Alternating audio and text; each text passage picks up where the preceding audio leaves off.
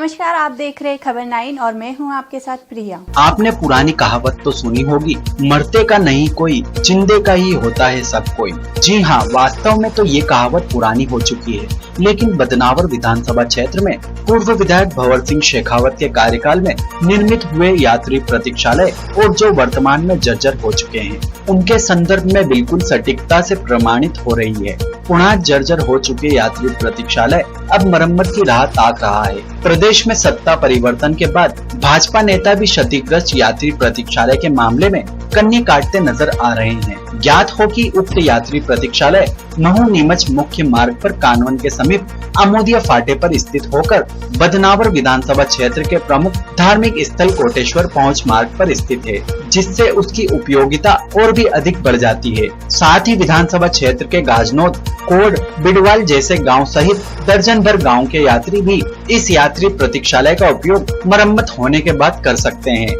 बड़ी विडंबना तो ये भी है कि उक्त यात्री प्रतीक्षालय जिस मार्ग पर स्थित है, उस मार्ग से पूर्व विधायक एवं भाजपा के वरिष्ठ नेता खेमराज पाटीदार का गृह गांव गाजनोद भी पड़ रहा है।